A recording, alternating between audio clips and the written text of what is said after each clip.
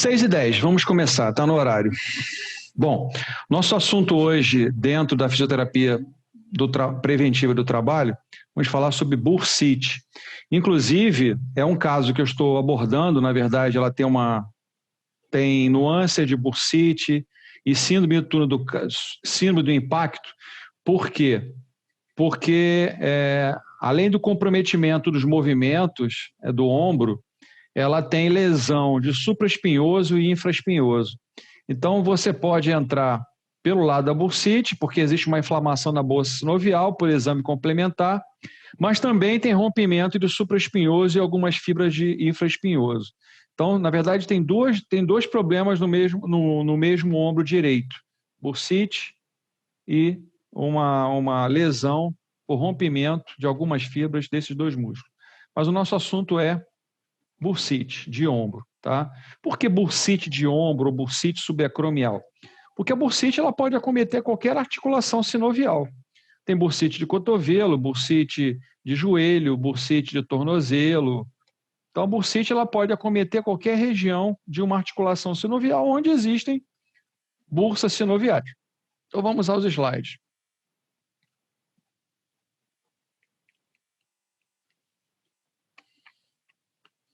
Às vezes eu erro isso. Em vez de fazer uma coisa, eu faço outra. Vamos lá. Então, como eu falei, na verdade, essa imagem, com o movimento, é possível isso ser realizado, mas nessa região, entre o acrômio e a cabeça do ombro, existe uma bolsa sinovial aqui. Exatamente quando se faz esse movimento de abdução ou flexão, em que haja uma rotação dessa cabeça, a tendência dessa cabeça, ao girar para a parte superior, onde os tubérculos, na verdade, estão mais próximos do acrômio, acabam comprimindo essa bursa sinovial. E ela estando inflamada, vai causar dor, porque a bursa sinovial também é irrigada, também é inervada, ela tem sensibilidade. Se ela está inflamada, o seu volume está aumentado, né? E com o movimento, ela causa ali um atrito, uma pressão que causa dor. Então vamos ao primeiro videozinho.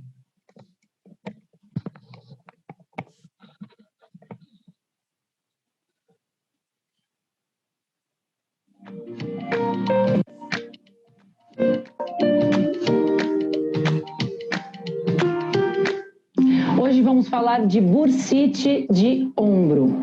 Esta patologia, ela comete um tecido que fica localizado nas articulações, neste caso é na articulação do ombro. A bursa, ela é um tecido em que reveste a articulação, evitando o atrito do osso com os tendões. Muitas vezes, esta patologia ela vem associada a tendinites. Uma bursite dificilmente vem sozinha. Por isso a importância de uma avaliação detalhada e segmentar com o fisioterapeuta de toda essa mecânica da cintura escapular. A cintura escapular ela é composta pela coluna cervical, o pescoço, associada às clavículas em relação ao lado de um ombro com relação ao lado contralateral. Fazemos uma avaliação detalhada e segmentar de toda essa postura, de toda essa mecânica e também do tônus muscular deste paciente. Além de outras avaliações, amplitude de movimento, qual o ângulo em que esta região começa a referir dor. Se o paciente tem mais dor na flexão do ombro, na abdução do ombro, em determinadas angulações. Procure tratamento o mais rápido possível, dê preferência na fase aguda, na fase de maior dor, ao tratamento da fisioterapia analgésica e anti-inflamatória, utilizando todos os aparelhos, principalmente o ultrassom. Associe sempre a ventosa terapia, que é excelente para esta patologia, porque na maioria das vezes, na patologia da bursite, você tem uma associação de dores musculares, de toda a cadeia muscular envolvida nesta região. Por isso a importância de associar a ventosa terapia, junto com acupuntura, eletroacupuntura e mais para frente, quando o paciente começa a ter esse sintoma diminuído, associe o método do RPG na correção da postura, que muitas vezes as pessoas desenvolvem bursite não só pelo exercício repetitivo com sobrecarga, e sim por desvios posturais, por alterações de postura. Muito obrigada, até o nosso próximo vídeo. Então vejam só como a colega usou várias técnicas, usou ventosa, usou acupuntura, usou manipulação, RPG, quantas coisas ela usou para minimizar a dor da paciente. Agora, eu só não concordo com uma coisa, o tamanho das unhas. Aquele tamanho de unha, para você fazer palpação, aquilo pode arranhar o paciente, pode machucar. O profissional de saúde não pode ter unha grande. Não deve ter unha grande. Tudo bem que as unhas têm que estar muito bem pintadas, tudo mais, mas a unha daquele tamanho não me passa na garganta. Não estou desmerecendo em nenhum momento a colega, mas é só um comentário, tá? Porque você às vezes tem que fazer algumas manobras e aquela unha é complicado. Então, lembrando que nós temos aqui a bursa subacromial, a bursa do ombro. Ela, como bem dito pela colega, ela evita o atrito entre tendões, parte óssea, e ela estando inflamada, ela estará aumentada no seu tamanho. Quando do movimento, em flexão e abdução, essa bursa é comprimida, né, e por ter inervação, por ser vascularizada, o indivíduo sente dor. Então, as estruturas ósseas da articulação do ombro praticamente não lhe dão estabilidade. Apesar de ser a articulação mais móvel, é uma das articulações que mais sofre com lesões. Ao mesmo tempo, é a articulação mais móvel de todo o corpo, pelo que são as estruturas não ósseas, como, por exemplo, a cápsula, o labrum, quer dizer, o labrum articular, os ligamentos e os músculos, que lhe dão uma certa estabilidade. Então, nós temos novamente aqui a visão. Na verdade, existem outras bursas que estão ao redor dessa região, a bursa subacromial e a subdeltoide. As exigências dos gestos do dia a dia, ou seja, os movimentos no trabalho, no esporte, em algum tipo de atividade no dia a dia da gente, originam mais frequentemente alterações de sobrecarga mecânica nessas estruturas ósseas. Por isso que o indivíduo, a todo momento, tem que estar muito com cuidado e analisando e observando qualquer dorzinha que venha a surgir, correr para fazer uma avaliação, porque dor não é normal. Se a pessoa sente dor, é porque algo está errado. A dor não é normal no ser humano. A dor indica, sinaliza que algo está acontecendo no nosso organismo. Então, corre para avaliação, para o médico, um fisioterapeuta e vê o que está acontecendo nessa região. Então, novamente, observação, a bursa subacromial, que reveste toda a parte superior ali da cabeça do ombro, logo abaixo do acrômio. A bursite de ombro, ou bursite subacromial, também conhecida como bursite acromial, é a inflamação da bursa subacromial, que é caracterizada por apresentar dor ao realizar movimento do ombro. Ela pode ser subdividida em algumas formas. A bursite chamada de aguda, condição extremamente desconfortável, pois ao levantar o ombro, a resposta é uma dor intensa e muito restrita, sendo acompanhada por um arco doloroso. Então, pessoas que têm bursite, provavelmente o seu arco de movimento não ultrapassa 90 graus. Tá? Por quê? Ao elevarmos o braço, ao abduzirmos ou fletirmos o nosso braço, a bursa é comprimida. Por isso que a pessoa não consegue passar desse limite. Já tive casos de pacientes que não conseguiam passar 60 graus. Quer dizer, uma inflamação grande, com um edema bastante grande dentro da bursa, causando dor. A dor da bursite é geralmente reproduzida com abdução passiva em 180 graus. Isso o paciente deixar, tá? Rotação interna passiva e adução horizontal passiva. Adução horizontal, o braço à frente do corpo. Bursite crônica primária. Esse tipo de bursite é definido em dois tipos. causado pelas mudanças degenerativas, especialmente do músculo supraespinhal. Aí, novamente, o supraespinhal entrando no que eu falei lá no início da aula hoje, né? Às vezes, a bursite sozinha, ela não vem, né? Como a colega até falou também, a tendinite, ou uma lesão de um dos músculos do manguito rotador, tá? Então, tudo isso pode estar contido gerando a bursite, como também a postura. Então, especialmente o músculo supraespinhal e a articulação acromioclavicular. O que pode gerar um espaço reduzido para a bolsa, resultando em uma reação inflamatória. Então, às vezes, o movimento repetitivo, como a má postura, como movimentos que você fica muito com o braço acima da linha do ombro, isso causa comprometimentos.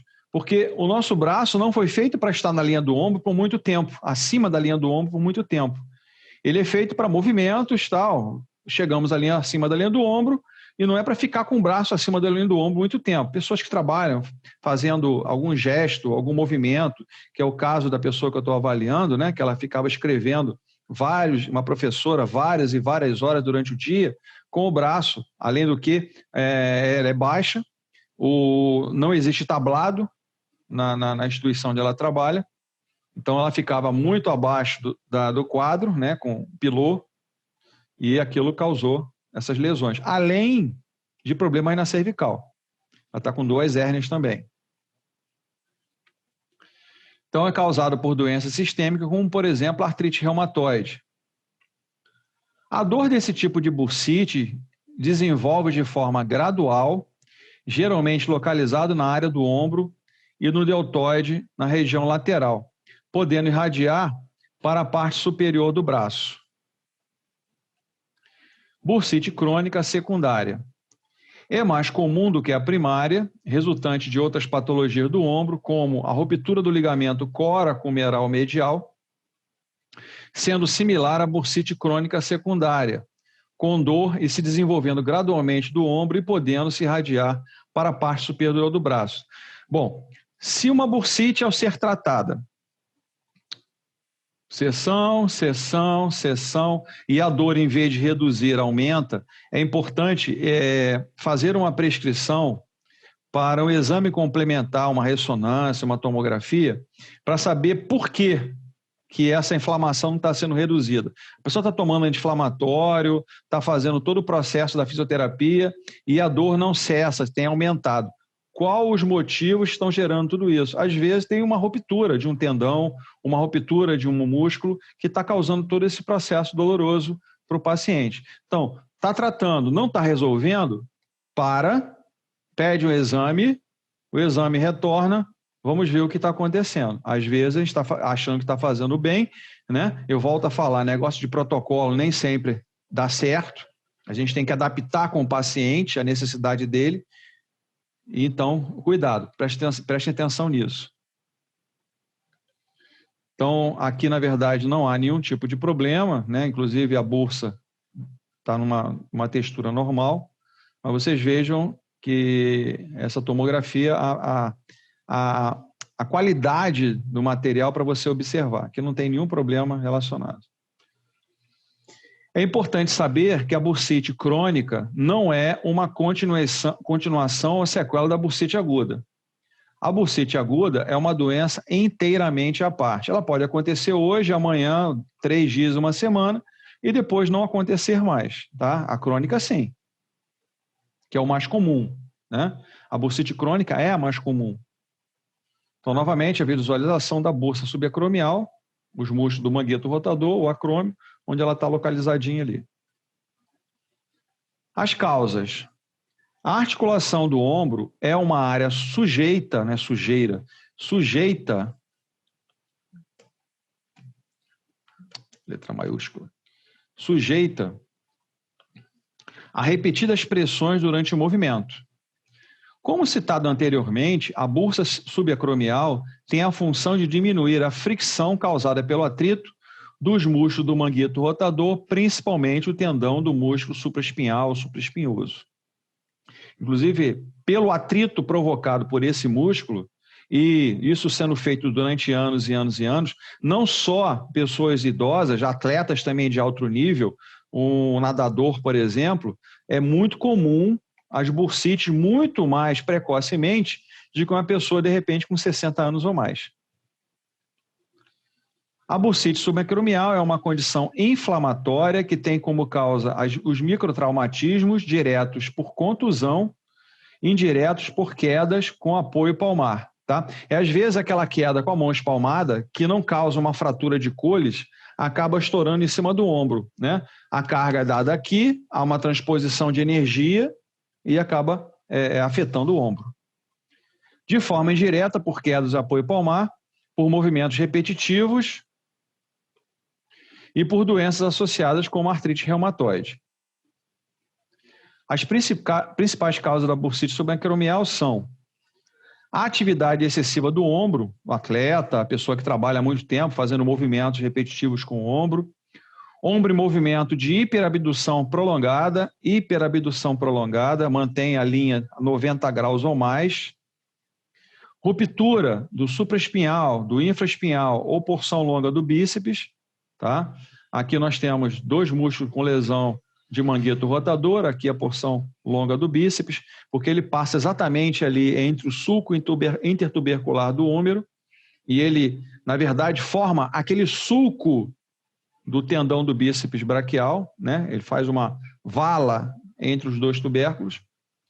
Luxação acromioclavicular, ou seja, você acaba sobrecarregando outras estruturas dentro da região articular, da cintura escapular. Irritação na região da bursa pela presença de osteófitos, é comum acontecer, tá? A formação de pequenas espículas ósseas, né? Que são os osteófitos, bico de papagaio. As aderências podem acontecer por outros motivos relacionados, como, por exemplo, a tal do ombro congelado. Tá? O ombro congelado acontece devido a pessoa, às vezes, ficar muito tempo com algum tipo de mobilização sem movimento. Às vezes, mesmo a pessoa com mobilização de ombro, você pede que ele realize algum tipo de movimento.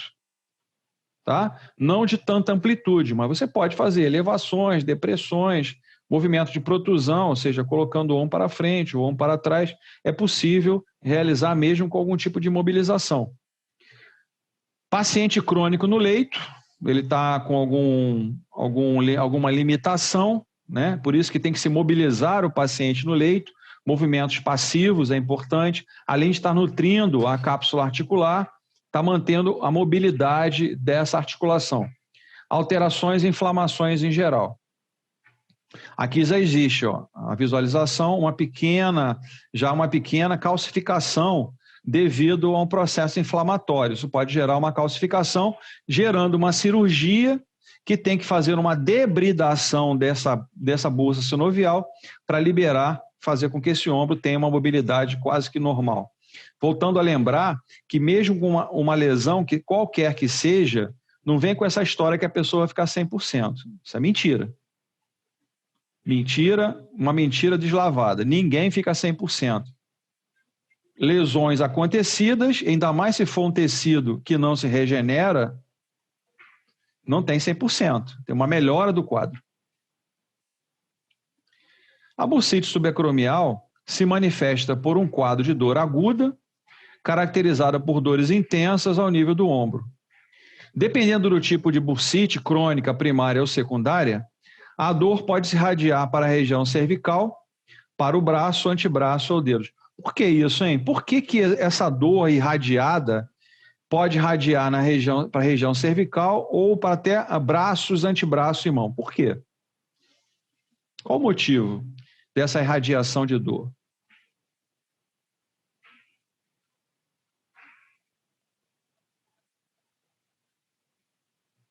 Quem responde essa? Por que a dor está irradiada? Irradiando ou para a cervical ou para os membros superiores.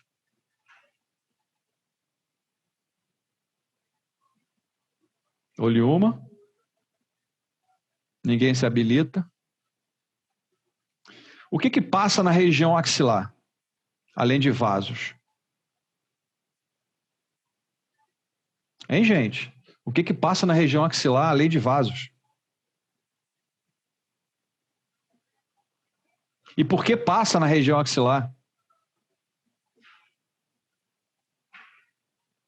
Ele passa na região axilar por proteção. Ali passam vários nervos do plexo braquial.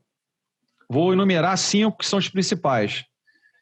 Nervo músculo cutâneo, nervo radial, nervo ulnar, nervo axilar e nervo mediano. Vou repetir. Nervo músculo cutâneo, nervo radial, nervo ulnar, nervo axilar e nervo mediano. Existem outros menores, mas esses são os principais. Passam vasos, passa vasos, ou seja, artérias e veias, passa sistema linfático, e como a região é uma região protegida, o nosso ombro também é proteção. Eles passam na parte inferior, porque qualquer trauma ali pode causar uma lesão, né? Que pode ser proximal ou distal. Geralmente, se essa radiação de dor, averiguar se existe algum comprometimento, ou diminuição de espaço, osteófito, lá na região cervical. Aí é um processo de compressão. Se a irradiação segue do ombro em direção à cervical, pode ser uma compressão. Agora, se ela vai do ombro em relação às mãos, aí ela pode ser degenerativa. Então tem que também analisar isso. Existem avaliações neurais, né, os testes neurais, em que você pode realizar isso. Pode-se pedir uma eletromiografia, eletroneuromiografia, para analisar como é que está o trajeto desse nervo, se ele está com a cronaxia, a reobase adequadas. Ou seja, o estímulo elétrico está ok, ligado ao nosso sistema nervoso central, está ok ou não. Se existe algum comprometimento nesse trajeto, se é lesão de axônio, se é lesão do nervo, se é lesão de bainha de mielina, o que está acontecendo para que essa incidência de radiação para algum ponto? Tem alguma coisa comprimindo alguma coisa aí. Alguma estrutura está sendo comprimida. A bursite aguda, o indivíduo refere dores de intensidade progressiva, que começa no ombro e depois irradia para o braço até o punho. As dores são muito intensas nos primeiros 10 dias, geralmente levando à cura espontânea em aproximadamente 6 semanas. Tá? Isso varia de pessoa a pessoa, isso é uma média. O quadro clínico pode, inclusive, ser confundido com uma nevralgia ou neuralgia cérvico-braquial, ou com uma artrite séptica, já que no local pode ocorrer vermelhidão e calor, né? Sinais de inflamação. Fraqueza muscular no braço afetado, se você tem uma diminuição de amplitude, a tendência é ao encurtamento desse músculo, diminuição de tônus, de trofismo, tudo vai ser reduzido. Sensação de formigamento, que é a parestesia, por algum tipo de alteração e compressão que está havendo dos nervos, do plexo braquial, vermelhidão e edema, ou seja, características de quadro inflamatório.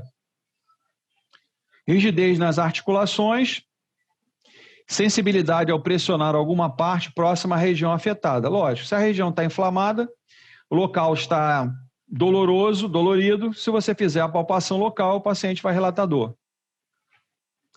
Aqui novamente, ó, uma bursa bem inflamada, bem aumentada, tá? Bem aumentada, tá bem característico aqui, bem aumentada, dificultando o movimento. Quer dizer, se você fizer uma perimetria e for avaliando o seu paciente e observando a região de braço, de ombro, você pode ver que pode haver uma diminuição desse perímetro, tá? Exatamente pela fraqueza, a dificuldade do movimento, isso diminui a massa muscular do paciente. Os objetivos do tratamento na fisioterapia: equilibrar os músculos que intervêm na mobilização do ombro. Então, manguito rotador, deltoides tem que ser trabalhado, tá? Elevadores de escápula, trapézio, romboides, grande dorsal, esses músculos, bíceps, porque ele passa no ombro. Então, esses músculos todos têm que ser trabalhados. Corrigir os movimentos incorretos do ombro, principalmente as posturas antálgicas, aquelas posturas de defesa, ou posturas de compensação, né? Você quer fazer o movimento, o cara inclina o tronco todo para o lado contrário. Retomar, aumentar a funcionalidade do paciente. Sempre melhorar a funcionalidade do paciente. Aliviar a dor, aí você vai fazer uso de eletroterapia, termoterapia ou outras medidas antidor. Controlar a inflamação, ou seja, o gelo pode bloquear o quadro inflamatório, pode vir uma orientação médica de um anti-inflamatório, né, um medicamento, promover a melhor recuperação do tendão, evitar retrações da cápsula articular. Isso pode gerar futuramente uma cirurgia, tá? Se houver essa retração. Condutas. Eliminar qualquer atividade que cause dor. Então, perguntar no dia a dia do paciente o que mais causa dor quando ele realiza movimentos com o ombro. Que tipo de movimento, que tipo de atitude que ele realiza em casa ou no trabalho que causa mais dor a ele. Uso de termoterapia e eletroterapia para controlar a dor e a inflamação, gelo e TENS, por exemplo. Gelo, ponto, TENS. Aquele negócio de gelo com TENS não existe, gente. Isso não existe nada comprovado cientificamente, isso tinha feito. Gelinho, tempo lá necessário, o TENS, ponto, tira o gelo, coloca o TENS, aí vamos para uma outra parte, tá? Lembrando que isso aí é na parte inicial, os 7 dias, 10 dias iniciais. Depois, diminui-se a quantidade de termoeletroterapia, cinesioterapia funcional é a melhor etapa, alongamentos, movimentos ativos resistidos, de pequena amplitude, com baixa carga, você vai dando gradualmente a melhora do quadro e vai liberando o paciente aos poucos. Mobilização articular e alongamentos para manutenção da amplitude de movimento, de músculos da cintura escapular, região cervical. Porque às vezes com a dor, há um encurtamento de trapézio, a pessoa tem dificuldade de fazer os movimentos da cervical. Então lembrar de fazer os movimentos rotacionais, os movimentos de inclinação, flexão, extensão e hiperextensão. Isso você pode orientar o paciente a fazer isso em frente ao espelho. Sentado em casa, coloca uma cadeira, orientando que ele faça isso lentamente, nada de rotações excessivas em alta velocidade, isso causa traumatismo. Então, movimentos lentos, 10 vezes para cada lado, pode ser feito várias vezes ao dia, sempre lembrando a ele, se sentir algum tipo de dor, vá até o limite dessa dor. Se ele consegue fazer 30 graus de rotação, beleza. Amanhã ele consegue 35, melhorou mais ainda, ótimo. Lembrando para ele fazer devagar, mais de uma vez ao dia, se possível. Se ele puder, inclusive, antes do banho dele, durante o banho dele, ele deixar a água quente bater na região cervical, excepcional, porque logo depois ele fazendo exercício, ele vai melhorar a mobilidade, porque o calor faz com que haja a mobilidade um pouco mais facilitada. Então, vamos continuando. Atividade de fortalecimento passivo e ativo assistido, você pode fazer manualmente, tá? Resistência manual. Exercício isométrico para o mangueto rotador, flexão a X graus, extensão, abdução, rotação interna, rotação externa, manualmente, ou se você quiser utilizar o TheraBand, também pode. Exercício isométrico para os estabilizadores da escápula. Estabilizador da escápula, trapézio, romboides, grande dorsal, estruturas que vão dar a consistência dessa estrutura óssea. Durante a fase aguda, é necessário realizar repouso do ombro acometido, pode fazer uso de uma tipóia, tá? Uma tipóiazinha, de preferência que o ombro fique alinhado 90 graus e com o cotovelo também 90 graus. Nem muito acima, nem muito abaixo, para não haver nenhum tipo de compensação. Porém, uma imobilização completa pode levar à aderência dos tecidos. Você tem que manter em movimento, nem que seja de pequena amplitude.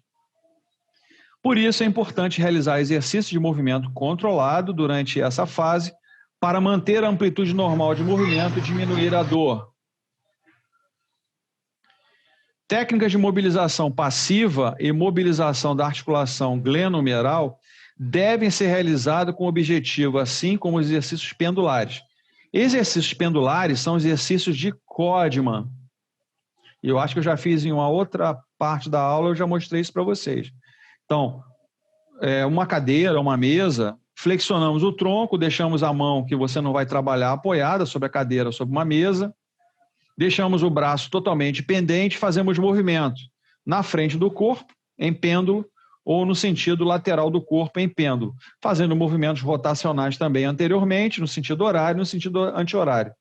Isso pode ser feito várias vezes durante o dia, com carga ou sem carga. Que carga? Você coloca uma carga na extremidade, ou seja, nas mãos do paciente.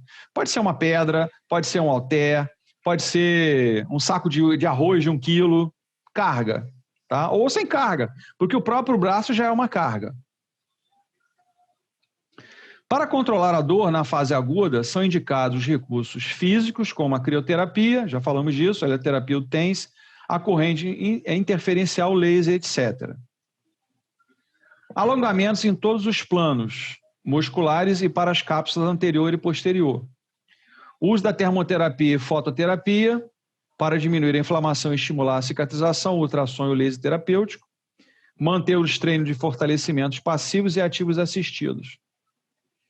Com a progressão, incluir exercícios isométricos resistidos com elástico para o manguito rotador, estabilizadores da escápula e músculos primários e acessórios da articulação do ombro. Iniciar o treino proprioceptivo também do ombro. Nessa fase subaguda, fazemos a recuperação e a função sem que haja irritação da bursa. Os exercícios ativos podem ser iniciados e a progressão deve ser feita com cuidado, sempre evitando a dor, sempre lembrando o limite álgico do paciente. Não ultrapasse isso, porque você causa irritação novamente na região, volta ao processo agudo novamente. Se a atividade é mantida dentro da dosagem de frequência segura, os sintomas de dor e edema irão diminuir progressivamente. Isso é natural. O organismo tende a reproduzir a melhora do quadro, com certeza. Geralmente, a dor deixa o indivíduo com função comprometida e, junto com a mobilização da fase aguda, pode causar enfraquecimento muscular. Ao entrar com o trabalho de fortalecimento, é importante começar com exercícios isométricos, mantido dentro da tolerância do paciente. Sempre começar com um menor tempo e com a carga menor. Menor tempo, 5 segundos. Menor carga, meio quilo. Tá? Apesar que existem formas de você fazer adaptações. Eu tenho um colega que ele fez uma espécie de uma caneleira em que ele teve a capacidade de comprar chumbo e colocar esses chumbos como se fossem umas bolsas, pequenas bolsinhas. Ele mandou a pessoa costurar e fez várias bolsinhas, velcro na ponta e fixação. Então ele ia colocando, cada bloquinho de chumbo tinha 50 gramas. Então ele ia colocando 50 gramas, 100 gramas, 150. Então ele tinha muitas variações de carga, não começando com meio quilo, 1 quilo, 2 quilos, não. Ele começava com 50 gramas, 100 gramas, 150, 200. Então tinha, na verdade, de cada lado, 5 bolsas. Então ele tinha 250 de um lado, 250 do outro. Ele chegava a meio quilo, aí ele partia para a caneleira de meio quilo, aí ia subindo gradativamente. Mas ele podia fazer essas variações. O uso da termoterapia e eletroterapia para o controle da dor, ondas curtas, ultrassom e TENS. Muito cuidado com ondas curtas, tá? Se tiver no quadro agudo, evita. No crônico pode ser, no agudo não. Alongamentos gerais musculares e para a cápsula articular. Fortalecimento com exercícios ativos evoluindo para os resistidos. Pode ser manualmente, pode ser com carga, pode ser com elástico. Para os músculos do manguito rotador, estabilizadores da escápula, primários e acessórios do ombro, utilizando elástico e halteres. Tranquilo. Ou caneleiras também aqui. Exercícios proprioceptivos em cadeia cinética fechada e aberta. Exercícios pleométricos. O tipo de exercícios pleométricos são utilizados com carga. Eles são mais específicos para atletas, tá? Não façam exercícios do tipo pleométrico para pessoas não atletas. Os pleométricos são para dar carga na articulação e força. Se o cara já tem um comprometimento grande, você vai piorar o quadro. Agora, todo atleta tem um objetivo, que é performance. Quando você fala de performance, é trabalho pesado. É muito diferente de uma clínica, por exemplo, em que você tem lá vários pacientes, raramente aparece um atleta. Mas alguns de vocês futuramente podem trabalhar com atletas. Eu tinha comentado sexta-feira, um aluno meu que está na Itália, estava na seleção brasileira, agora está lá no Milan. O fisioterapeuta do Milan, da Itália. Foi a colega de vocês, foi meu aluno e hoje está lá na Itália. Às vezes quando ele conversa comigo, como é que tem umas coisas por aí e tal, tá legal. Pô, quer sair daí? Nem pensar, não quer voltar para o Brasil não. A progressão deve ser realizada de acordo com o feedback de dor do paciente, aumentando a resistência aos poucos e ir progredindo para exercícios isotônicos com resistência desde que bem tolerado do paciente, ou seja, cuidado com o limite da dor. Vamos a um outro videozinho.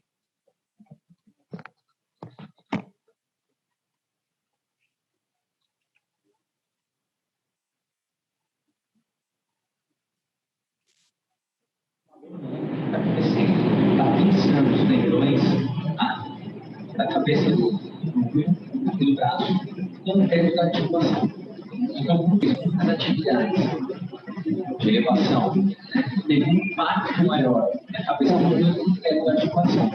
Entre esses espaços, a gente tem tendões que desenvolvem a pulsa, o que acontece? O fato desse desenvolvimento repetitivo, o seu cotovelo passando ali no seu ombro, levou a um processo inflamatório dessas tendões. Então, a gente agora criar condições de tendões se recuperarem. Um dos exercícios para ajudar a relaxar bem as tendões, você vai apoiar aqui. Na perna do mesmo lado, você vai deixar preso. Para quê? Olha o exercício de Codman, ele mostrou o exercício de Codman. Você trata a outra. Apoio aqui, eu estou carregando todo o peso do meu braço na minha perna da frente. Eu vou soltar todo o peso do meu braço, como se essa articulação estivesse aqui, ó, encaixando, relaxando bem. Posicionou perpendicular à direção do solo, você vai só, ó, pendular. Você já não tem contração muscular nenhum músculo do meu braço. Eu vou só pendular. 1, 2, 3, 4, 10, 20 vezes. Fiz esse movimento anterior e posterior, eu vou fazer depois do lateral agora. Mas passo a lateral, até um ponto confortável. Então, quando eu vou pendular, enquanto não estou desconfortável no nível de articulação. Então, o movimento tem que ser o quê? Ajudar a relaxar bem as articulações do meu ombro, a relaxar a minha articulação. Eu vou pendular lateral. Pendulei lateral de 10 a 20%, vou fazer um treino só. Um circulatório, um anti-horário. Também, a amplitude que você vai trabalhar vai ser de acordo com o que for confortável para você. Depois a gente vai inverter o movimento, sentido horário. Tudo bem? Então, vamos fazer, ó. Começar com 10 anos posterior, bem relaxadinho o braço. Lembra, eu não posso trazer o peso para cá. O peso ele relaxando, mas mais dobrado em direção ao solo. Esse pezinho quando a gente baixa a carga, a gente tira a carga total. E deixa aquele passo de recuperação do meu braço nesse sentido. Para relaxar. Ok.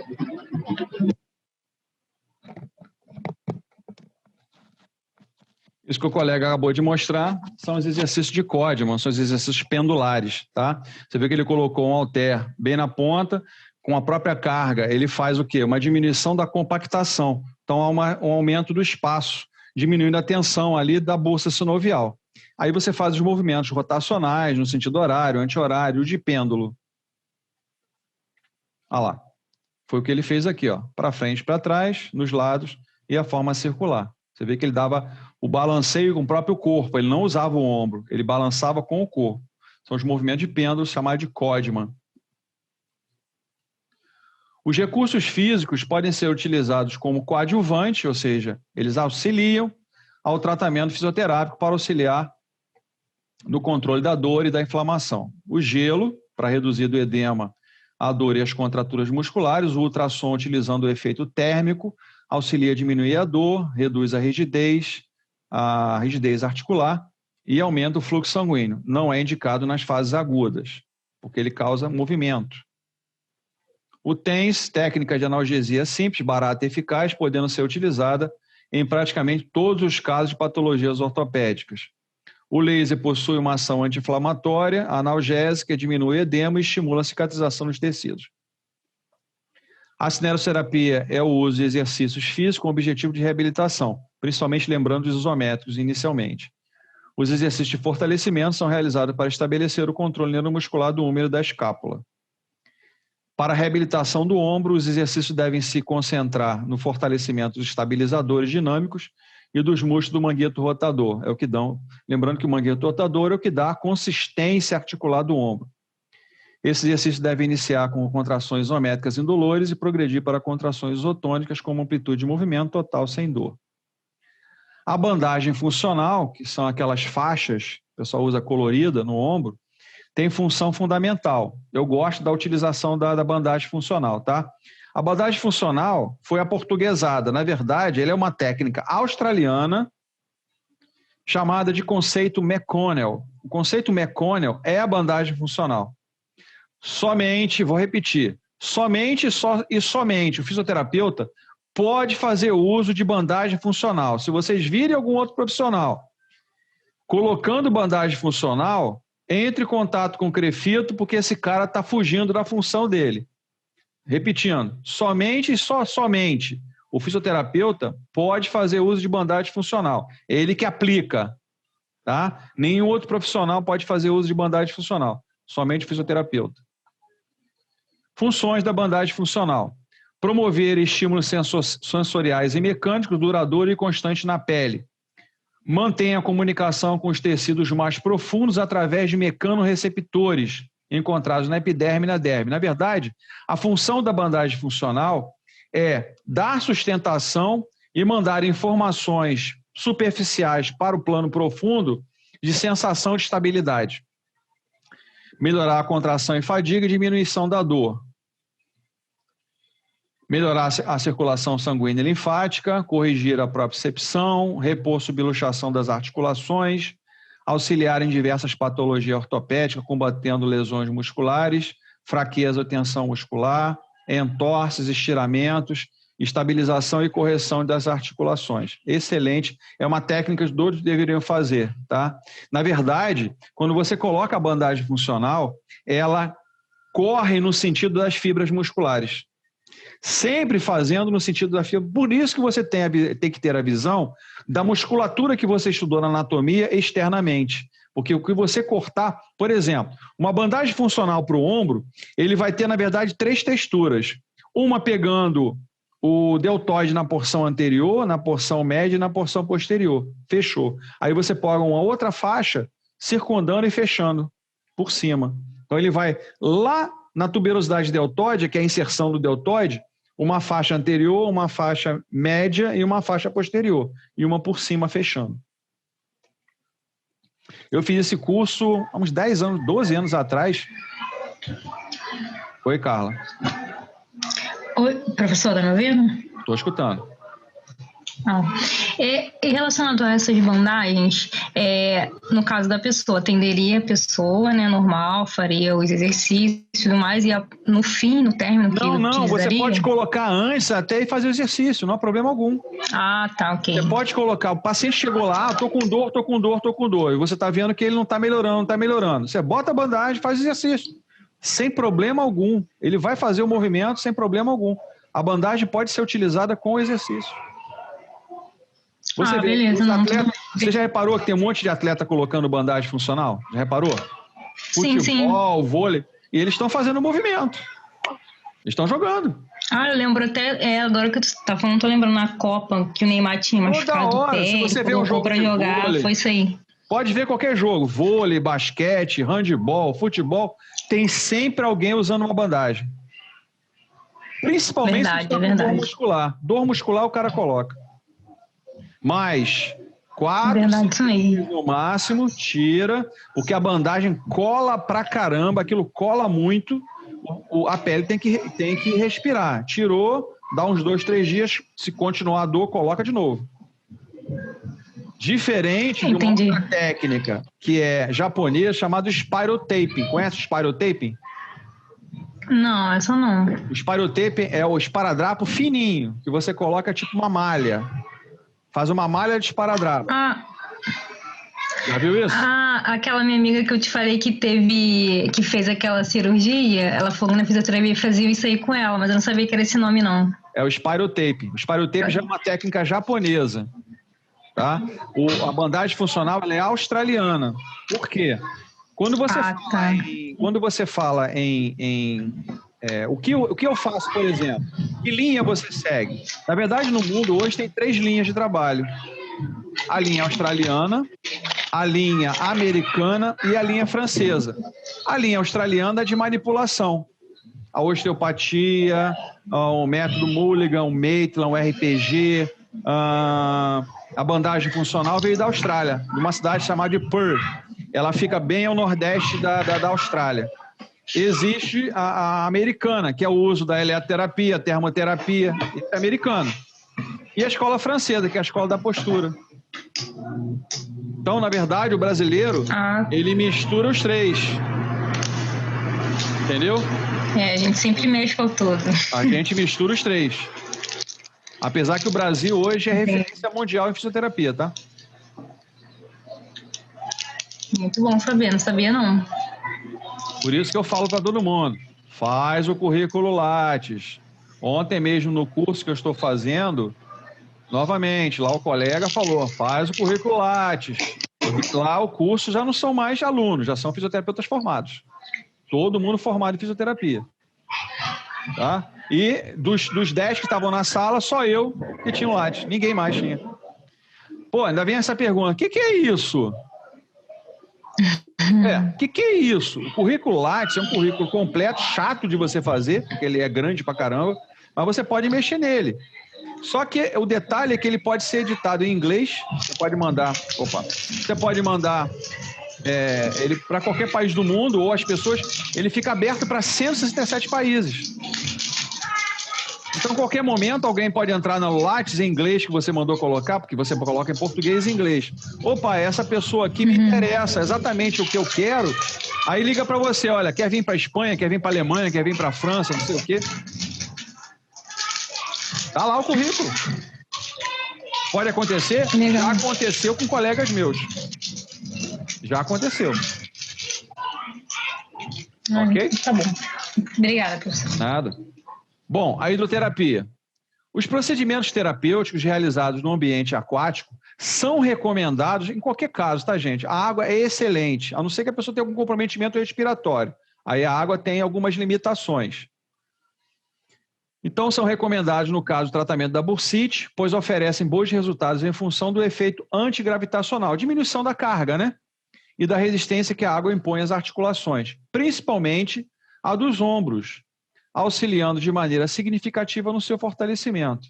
Então, existem vários aparatos que podem ser utilizados. Eu, por exemplo, não a bursite, mas eu tive uma época, lógico, você sabe que eu sou formado em educação física, mas eu já não atuo há uns 20 anos mais ou menos, mas eu tinha uma equipe de corredores, e era na ACM da Ilha do Governador. E eu tinha 62 corredores. E uma das partes do treinamento que eles realizavam era dentro da piscina. Então, a gente colocava um colete, como vocês estão vendo aqui nessa imagem, a pessoa ficava suspensa na água e fazia um movimento de corrida dentro d'água. 1/4 do trabalho deles era feito dentro da piscina. Eles ficavam flutuando, com metade do tórax fora d'água, com esse colete, flutuando, fazendo movimentos de corrida dentro da piscina. Então, isso você minimiza problemas futuros no quadril, no joelho, no tornozelo, na coluna. Você está fazendo um trabalho preventivo futuro. Eu nem pensava em fazer fisioterapia, eu já tinha esse cuidado com o meu atleta. Os exercícios físicos na água diminuem a sobrecarga nas articulações, resultando em redução da sensibilidade à dor e diminuição da compressão nas articulações doloridas e oferecendo uma melhor liberdade de movimento. Os objetivos principais são diminuir a dor, aliviar o espasmo muscular da região, obter o relaxamento dos músculos do ombro, melhorar a força muscular e melhorar a amplitude de movimento. A acupuntura eu uso muito. Essa agulha aqui é o TA15 e G14, quer dizer, um ponto de triplo aquecedor, um ponto do intestino grosso, não adianta eu falar isso para vocês se vocês não vão entender, e aqui um ponto extra. E circunda. Pode-se usar o dry needling aqui? Pode. Localiza o ponto da dor, tá? Pela palpação, coloca a agulha, aprofunda ela um pouquinho, manipula ela um bocadinho, não é tirando e botando, é uns toquezinhos para causar estímulo. Mantém por 30 segundos. Tira a agulha, faz a palpação, melhorou? Não coloca mais. Tirou a agulha, continua a dor, recoloca a agulha, mantém ali, manipula, mantém por 3 minutos. Deu 3 minutos, retira a agulha, faz a palpação, melhorou? Parou. Não melhorou? Coloca a agulha de novo, manipula a agulha e deixa por 20 minutos. E vai fazendo outra atividade com ele, deixa a agulha lá. Tá? Abro para perguntas. Por favor, quem estiver com a câmera, abra a câmera, fica mais fácil para a gente conversar.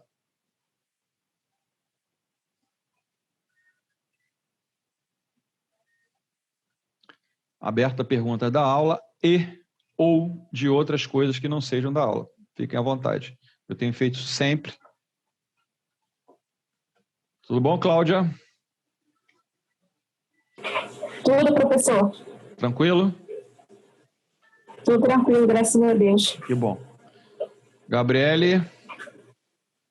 Tudo bom? Tranquilo? Tudo bom. Tudo bem. A gente fala assim, a pessoa fica vermelha, né? Ela vai ficar vermelhinha já já. Olha lá. Eu tô aprendendo. Gente, vocês futuramente vão estar na frente do paciente, conversando com ele, expondo seu conhecimento, gerando tratamento com eles. Não pode ter vergonha. Você não está causando mal nenhum a ninguém, está ajudando alguém a diminuir a dor desse paciente. Não pode ter vergonha. Primeiro que você não está cometendo nada de errado. Futuramente vão te chamar para palestra, vão te chamar para falar alguma coisa relacionada à sua profissão e você vai botar sua carinha a tapa lá na frente para falar, no microfone, né? Eu já fui chamado 2 vezes para congresso de fisioterapia, eu ter 2.000 pessoas falar para 2.000 pessoas. Aprende uma coisa, bota um ponto no fundo do local e fala. É como se você estivesse sozinho falando. Bota um ponto no fundo e fala para aquele ponto. Tranquilo, vai embora. Débora, tudo bem? Kelly, tudo bem? Tudo bem. Tá tudo tranquilo, gente? Vocês estão bem? Que bom. Tudo bem. Dúvidas? Carla, tudo bem? Então, eu quero fazer mais uma pergunta. Quantas você quiser. Eu estava conversando, né? Sabe como é que as pessoas sabem que você estuda, né? Já perguntam. O que houve? Ela estava andando, né? Normal, e tinha um altinho, né? Aí, ao invés dela não, ela não viu o degrau. Era no sapato ou no chão? Esse altinho era no sapato? No chão. Era degrau, era um degrau, na verdade. Aí não viu o degrau, desceu com tudo, só que não caiu. Tava com no braço esquerdo com uma bolsa pesada.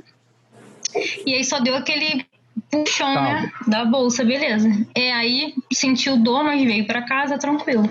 Aí hoje ela tava conversando comigo, ela falou que tá sentindo a dor do ombro até o pulso, irradiando, né, no caso. Aí ela até me pediu uma ajuda e tal. Eu falei pra ela, poxa, eu vou procurar saber pra poder te ajudar. Primeira pergunta, como é essa dor? Tem vários tipos de dor. Tem dor pulsante, dor latejante, dor em pontada, dor em queimação. Tem vários tipos de dor. Que tipo de dor é essa? Primeira coisa que você vai perguntar. Ela falou que é tipo choquinho que ela sente. Então tem alguma compressão aí. Ela sofreu falou que é tipo choquinho. algum trauma no nervo. Pode contar que é. Se é choquinho, é nervo. Você está sentindo uma parestesia? Então, quando eu conversei com ela da outra vez, não. Mas ela falou que hoje ela tá sentindo, aí começa a doer do ombro até o pulso, conforme ela relatou pra mim, né? Então. Aí foi isso, eu falei pra ela, tá bom, eu vou ver. Isso aconteceu quando?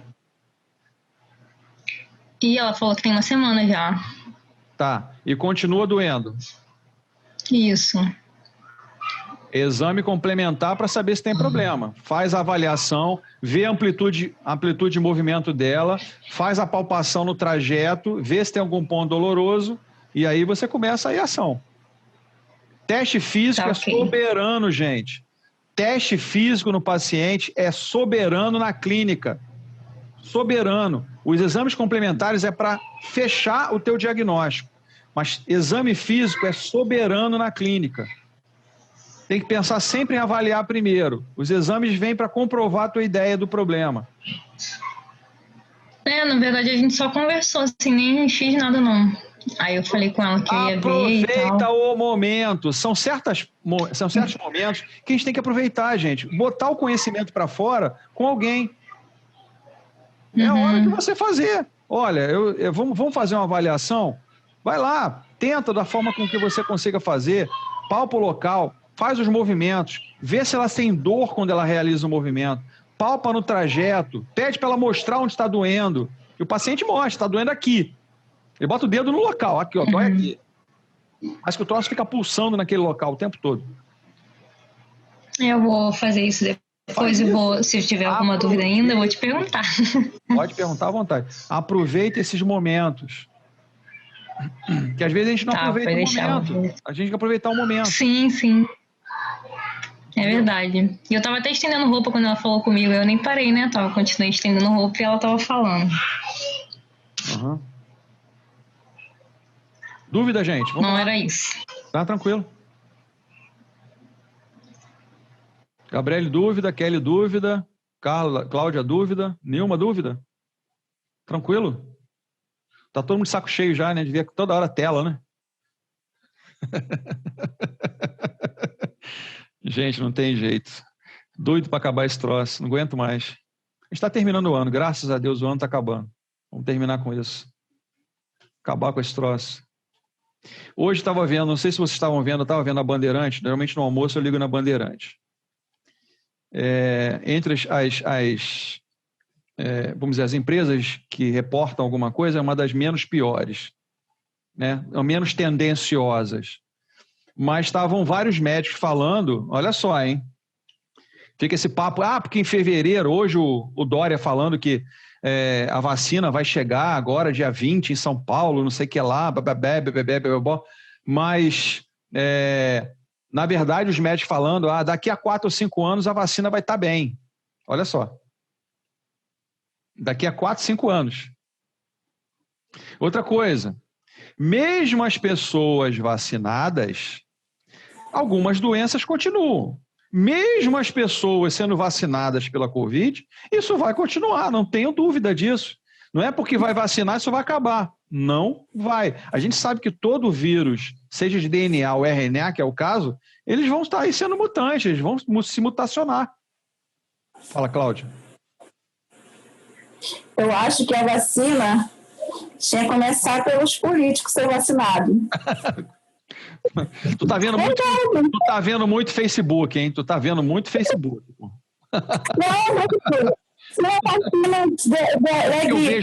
Eu vejo também, Demora. Vai começar com a gente. Idosos e profissionais de saúde, tá? Vai começar com a gente. Nós é que seremos vacinados primeiro, tá? Mas até que ponto um vírus RNA pode causar alterações genéticas? A gente não sabe. Por isso que tem que ter muito cuidado com uma vacina e estão correndo muito rápido. Esse é o cuidado que se tem quando se fala, essa vacina tem uma comprovação de 100%. Eles estão falando de 90%. E os outros 10%? Onde fica? Verdade. Entende? Então, a própria história, se você leu, você deve ter lido alguma coisa, tem vacina que durou 25 anos para ser autorizada para uso humano. A Ebola, que foi a última, levou 6 anos. É complicado. Eu falei isso para vocês em sala de aula, né? Um remédio de resfriado demora às vezes 3, 4, 5 anos para ser colocado. Sabe o que? O estômago de alguém parece o estômago de alguém roncando.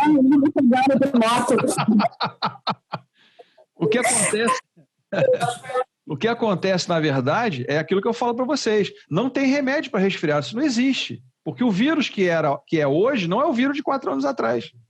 Cada ano a pessoa tem uma sintomatologia totalmente complicada de ano para ano. Isso é o estômago mesmo. Estou falando que é o estômago, é o estômago. Eu acho que é o estômago, eu já mostro. Tá bom. Tá bom? Então, tem que ter cuidado, até mesmo como informação, a gente tem que ter informação para as pessoas. Tá rindo ali, ó. A Kelly tá rindo ali, que é o estômago lá. Então, a gente tem que ter muito cuidado com essas situações que a gente tem que explicar, porque, mal ou bem, vocês já são futuros profissionais de saúde. Então, vocês têm que saber o que está acontecendo. Vai ter gente perguntando para você, por que a vacina não está pronta ainda? Não está pronta porque existem pesquisas, existem cuidados. Ué, semana passada mesmo, em Mato Grosso, foram pegas mais 1.500 pessoas para testar a vacina. Aí o repórter, essas pessoas continuarão sendo avaliadas por 1 ano. Ué, se o cara vai ser avaliado 1 ano, por que eles querem dar a vacina agora? Não estou entendendo isso. Pô, se os caras continuam sendo avaliados por 1 ano, tem alguma coisa esquisita nesse bolo aí. Não é? Tá estranho.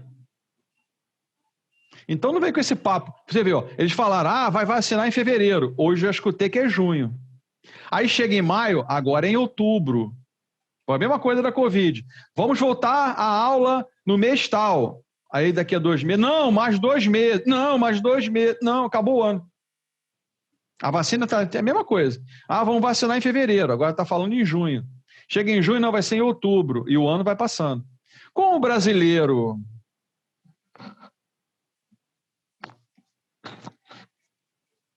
não tem cultura, né? Não tem cultura, vai sendo enrolado. É isso. Certo? São 7h10. As pessoas não querem se informar, isso sim.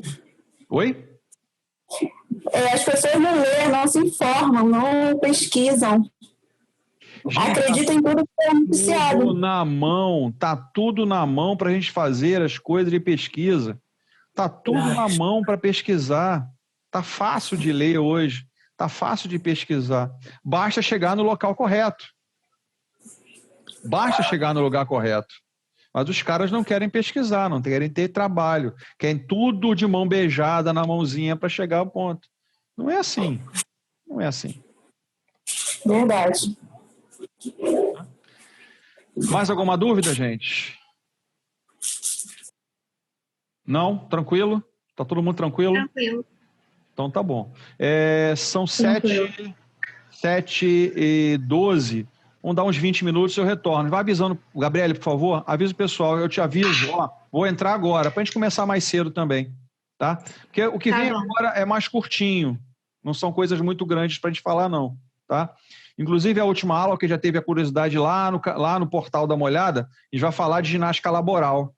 Vai ser a última aula, tá? Como é que a gente procede dentro de uma empresa para fazer os exercícios dentro da empresa, tá? Todo o processo, passo a passo, os meios, né? A fase preparatória, a fase intermediária, a fase final, cada um tem um momento, que tipo de trabalho você vai realizar. E cada local que você estiver realizando esse trabalho é diferenciado, porque cada local de trabalho tem uma necessidade músculo-esquelética, né? Um tipo de postura, um tipo de força que realiza. Então, cada local, você não pode fazer a mesma forma em cada local. Por exemplo, um local de trabalho em que as pessoas trabalham o tempo todo fechadas, com ar-condicionado e tal. Trabalho respiratório é interessante. Por que não? Existe exercício, brincadeira de encher bola. Eu fazia muito, sabe o quê? Era vôlei de algodão. Pegava 2 cadeiras, botava uma em cima da outra. Imagina a loucura dentro do local de trabalho, né? Botava 2 cadeiras uma em cima da outra, pegava um barbante assim, botava um algodão bem devagarinho, os caras tinham que ficar soprando por cima da cordinha. Aí puxava,